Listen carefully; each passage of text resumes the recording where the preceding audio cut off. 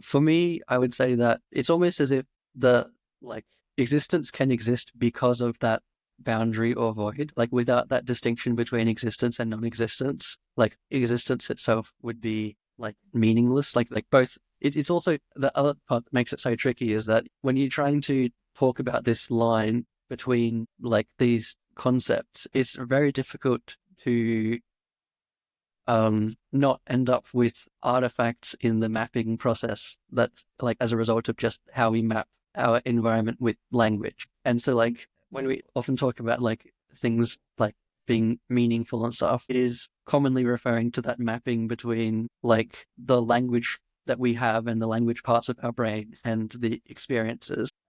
And so I've really struggled to clearly articulate it without introducing a bunch of those artifacts of just that are just a result of trying to use language to describe the thing that makes language possible. And so A gesture towards the ineffable.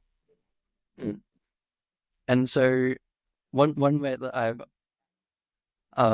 tried to go about it is like if I was to like if someone was to ask me like if there is such a thing as like a god or a creator, I think the only sort of half satisfying answer I could give would be that I think that this boundary between existence and non-existence allows existence to exist and non-existence to not exist. And so in some sense, like you could say that like the nothingness, that boundary or void is, I guess, filling that role that one would typically put like a creator or God in.